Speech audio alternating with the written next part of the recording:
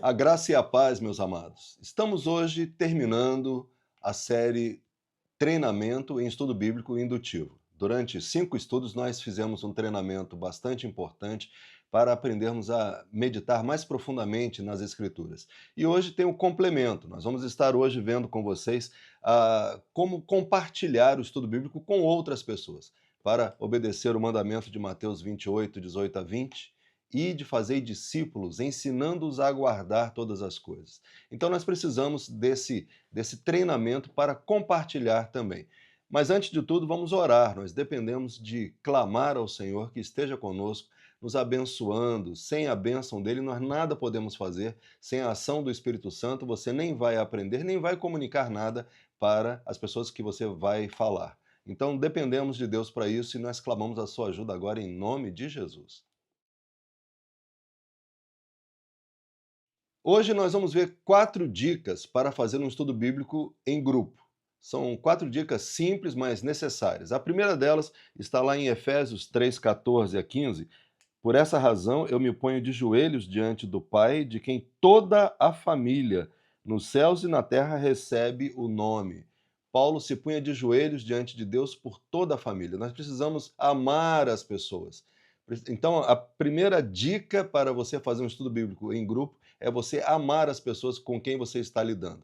Isso aí é extremamente importante. A arma mais poderosa da terra é o amor. E a ordem é que nós amemos, porque todas as famílias não foram criadas para irem para o lago de fogo, elas foram criadas para estarem na presença de Deus. E cabe a nós, então, levar essa mensagem para eles.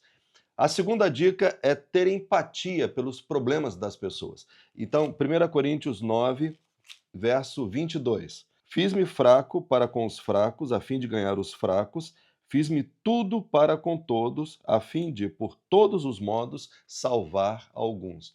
Eu preciso literalmente entrar na pele das pessoas, sentir o que elas sentem. Daí eu preciso fazer uma técnica que é muito importante. Acabando a meditação na palavra, você dê espaço para as pessoas compartilharem a sua vida. Então a gente chamava isso antigamente eco, estudar, compartilhar e orar. Então as pessoas compartilham aquilo que está no seu coração e nós podemos orar sobre esses assuntos. Então a primeira técnica é amar as pessoas e orar por elas. A segunda é ter empatia, ouvir o que elas têm a dizer. A terceira é ter coragem. 2 Coríntios 3, 3. Vocês manifestam que são carta de Cristo, produzida pelo nosso ministério, escrita não com tinta, mas com o Espírito do Deus vivo, não em tábuas de pedra, mas em tábuas de carne, isto é, nos corações. Nós somos cartas vivas de Deus, escritas pelo Espírito Santo de Deus. Então, o que é que atraía as pessoas para Jesus e para os seus apóstolos, os seus missionários, vamos dizer assim? Era o quê? Era exatamente serem cartas vivas de Deus. Elas tinham coragem de expor aquilo que tinham que dizer, né? Você vai ver isso, por exemplo, em João Batista. João Batista, ele não operou nenhum milagre, não fez nenhuma maravilha, mas a coragem com que ele falava a verdade de Deus para as pessoas era a unção de Deus fluindo através dele. O amor de Deus fluía e elas sentiam que nessa coragem havia amor de Deus. Você tem que ter coragem para comunicar a palavra de Deus também. E a quarta e última dica é ter paciência, né? Tiago, capítulo 5, versos 7 a 8. Portanto, irmãos, sejam pacientes até a vinda do Senhor. Eis que o lavrador aguarda com paciência o precioso fruto da terra, até receber as primeiras e as últimas chuvas. Sejam também vocês pacientes e fortaleçam seu coração, pois a vinda do Senhor está próxima. Como a vinda do Senhor está próxima, então nós não devemos deixar ninguém para trás. Sejamos pacientes, sejam pacientes. Você deve deixar que as pessoas falem o que está dentro do coração delas também. Nós já vimos isso na empatia e aqui, novamente, deixe que elas esvaziem um pouco o pote que elas têm guardado das suas religiosidades, das suas experiências, para que elas possam receber algo novo. Então, precisa ter paciência, amor, empatia, coragem e paciência. São as 4 regras básicas para você fazer um estudo bíblico indutivo em grupo, de forma produtiva. O nosso texto hoje será João, capítulo 14, versos 12 a 14. Em verdade lhes digo que aquele que crê em mim fará também as obras que eu faço e outras maiores fará, porque eu vou para junto do Pai. E tudo o que vocês pedirem em meu nome, isso farei, a fim de que o Pai seja glorificado no Filho. Se me pedirem alguma coisa em meu nome, eu o farei. Vamos ver então agora os verbos, amém? Os movimentos. O que está acontecendo nesse texto?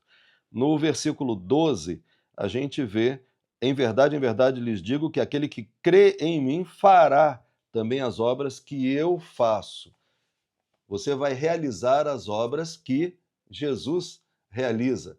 É muito forte isso, né? Ele está dizendo em verdade, a autoridade dele para te dar essa promessa. Tudo o que vocês pedirem em meu nome, isso farei. A nossa ação é pedir e ele fará, a fim de que o Pai seja glorificado no Filho. E repete: se me pedirem alguma coisa em meu nome, eu o farei. Vimos o verso 12, agora o verso 13 fala assim: e tudo o que vocês pedirem em meu nome, isso farei, a fim de que o Pai seja glorificado no Filho. Os verbos aqui é que nós pedimos, ele fará, é uma promessa. E qual é o objetivo disso? É que o Pai seja glorificado no Filho. Vamos guardar essa informação e depois vamos ver na motivação o que temos para aprender aqui. E ele fala: se me pedirem, ele repete agora dizendo: se me pedirem, eu o farei. Então agora você pede diretamente a ele e ele faz. Na verdade, ele e o Pai são um. No verso 11, creiam que eu estou no Pai e o Pai está em mim, creiam ao menos por causa das mesmas obras. Ele e o Pai são um, e ele se compromete. Se você pede ao Pai, ele fará. Se você pede ao Filho, ele fará. Por quê? Ele está se comprometendo com você. É muito forte isso. Motivações. Vamos agora entender o porquê. Nós vimos o que ele disse. Claramente, nós entendemos. Agora vamos ver o porquê. Verso 12, ele diz: em verdade lhes digo que aquele que crê em mim fará também as obras que eu faço, as obras que ele fez, nós faremos, e outras maiores fará, por quê? Eu vou para junto do Pai. As obras que Jesus fez foram demonstrar todo o amor de Deus, todo o poder de Deus a favor dos homens. Nós vamos fazer a mesma coisa. Mas por que que ele está dizendo para nós fazermos? Porque eu vou para junto do Pai. Se ele sobe para o Pai, ele deixa na terra quem?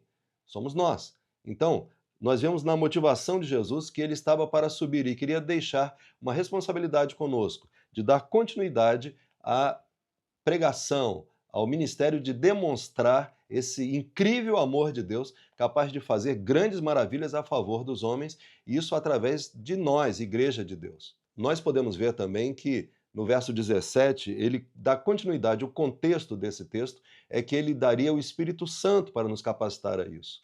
Então, nós podemos ver em vários textos da Bíblia, como Atos 1:8, recebereis poder e sereis minhas testemunhas. E aqui ele está dando continuidade a essa promessa de nos dar o poder de fazer as obras que ele fez nos versos que se seguem.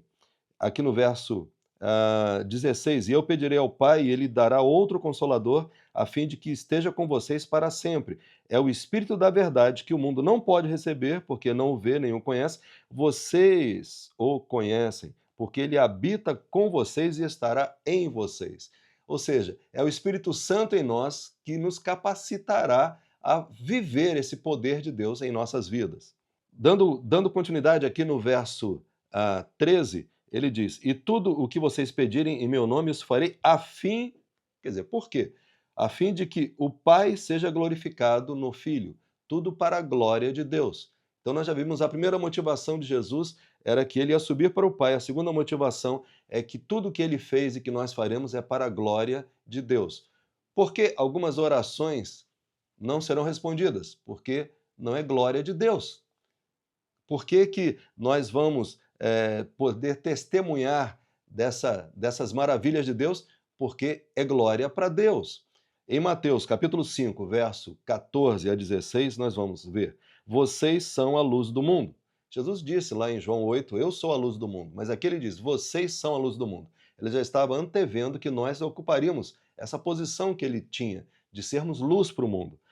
Não se pode esconder uma cidade situada no alto de um monte, nem se acende uma lamparina para colocá-la debaixo de um cesto, mas no lugar adequado, onde ilumina bem todos que estão na casa. Esse é o propósito, que nós possamos brilhar nesse mundo, a glória de Deus. Assim brilhe também a vossa luz, a luz de vocês diante dos outros, para que vejam as boas obras de vocês, que vocês fazem, e glorifiquem o Pai de vocês que está nos céus. Então, glória de Deus pelas obras que ele realizará através de nós. Então, este é o propósito de nós pedirmos para a glória de Deus. Amém? Dois textos na continuidade do João 14, no capítulo 15, a gente vê que ele novamente repete o que já disse duas vezes. Ele falou, se me pedirdes alguma coisa, eu vos farei, o que vocês me pedirem em meu nome a fim de que o Pai seja glorificado, eu o farei. E agora em João 15, ele fala, João 15, 7, se permanecerem em mim e as minhas palavras permanecerem em vocês, pedirão o que quiserem e lhes será feito. Nisto é glorificado meu Pai, que vocês deem muito fruto, e assim se tornarão meus discípulos. Isso é a glória de Deus, que nós possamos então pedir e receber coisas maravilhosas de Deus. Esse é o propósito. E segue mais, João 15, 16. Ele repete, mais uma vez, não foram vocês que me escolheram, pelo contrário, eu os escolhi e os designei para que vão e deem fruto, e o fruto de vocês permaneça, a fim de que tudo o que pedirem ao Pai em meu nome, ele lhes conceda. Então, esse poder da oração é glória de Deus na nossa vida. O propósito é esse, é que nós possamos dar muito fruto e nisso o Pai será glorificado. A autoridade do Espírito Santo nos leva a orar por situações muito diferentes.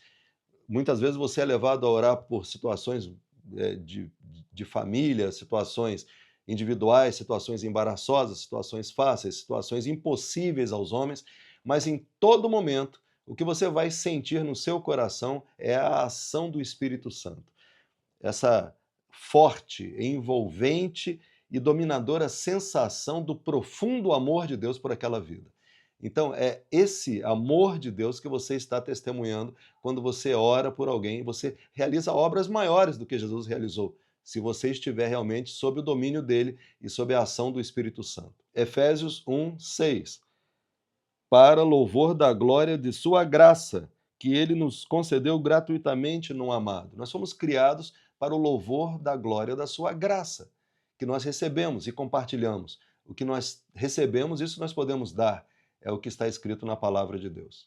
Voltando a João 15, nós vamos ter uma exortação tremenda de que esta bênção de ser luz do mundo, de dar frutos para a glória de Deus, não é uma bênção opcional. Nós precisamos cumprir esse propósito. É uma ordem de Deus. E se nós entendermos isso, nós não vamos cair no que está em João 15, 6, que fala assim: se alguém não permanecer em mim, será lançado fora, à semelhança do ramo, e secará, e o apanham, lançam no fogo e o queimam. Um galho seco, que não dá frutos, não continuará, será queimado. A gente precisa entender isso. E o propósito de Deus em toda essa exortação está no versículo 11. Tenho-lhes dito estas coisas para que a minha alegria esteja em vocês e a minha alegria seja completa. O propósito de Deus de nos exortar para sermos Jesus aqui na terra é exatamente essa. É para que nós sejamos alegres, abençoados e deixemos o coração do nosso Senhor alegre também. Vamos agora para mudanças. A mudança exige, no primeiro momento, o cumprimento imediato daquilo que você aprendeu. E Mateus 28, nós já lemos no começo, ele deixa bem claro: ide, fazei discípulos, ensinando-os a guardar todas as coisas que eu vos tenho ordenado, e eu estou convosco.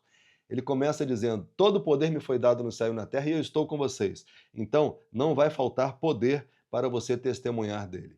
E nós aqui voltamos, então, aquelas 4 coisas que falamos no começo. Primeiro, você deve ir com muito amor. Essa sensação, essa unção do Espírito Santo chama-se amor, que movimenta você e te leva para orar pelas pessoas e para ser instrumento de comunicar o grande amor de Deus, as maravilhas de Deus, especialmente a salvação para a vida das pessoas. Então, primeiro, o amor. Segundo, que nós vimos foi a empatia. Tudo quanto nós pedirmos em nome do Filho, ele nos dará para que as pessoas entendam o quanto Deus as ama e se quebrantem diante do Senhor. Tudo que nós aprendemos hoje talvez tenha muito a ver com esse segundo ponto, a empatia.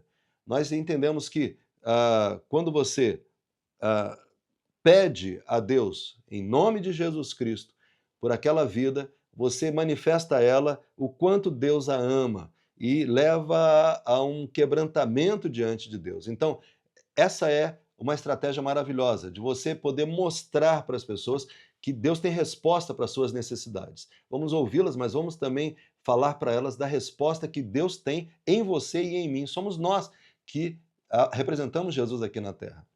A terceira coisa, falar corajosamente. Eles não conhecem o valor da Bíblia, eles não conhecem Jesus, mas conhecem você. Você, nós já vimos, é uma carta viva. É você que vai levar essa palavra. Então, há que ter coragem para você testemunhar para eles o grande amor de Deus por eles. E a quarta coisa, ser paciente. Um terço da humanidade, bilhões de pessoas atualmente ainda não ouviram falar de Jesus. E cabe a nós orar, trabalhar, contribuir, ajudar e levar o evangelho para essas pessoas. Mas quanto tempo nós temos ainda para sermos a diferença nesse mundo, para fazermos a diferença nesse mundo? Então, sejamos pacientes para aproveitar toda oportunidade que tivermos, não vamos deixar ninguém para trás. Tudo aquilo que Deus colocar nas tuas mãos para cuidar, cuide com muito amor para a glória de Deus. Amém? Nossa próxima série será Todas as Palavras de Jesus. Nós vimos em Mateus 28, ensinando-os a guardar todas as coisas que vos tenho ordenado. Como vamos fazer isso? Precisamos então rever todas as palavras de Jesus. Serão estudos maravilhosos nos evangelhos e nós vamos deixar sempre uma dica de como você levar esse estudo para outras pessoas, deixando um esquemazinho de perguntas para que você possa desenvolver com outras pessoas. Agora, nós precisamos orar por isso. Ore por nós estaremos orando por vocês todos os dias também e se você puder, compartilhe esse vídeo com outras pessoas que você sabe que amam a Deus, que querem servi-lo também de todo o coração, para que elas estejam participando conosco.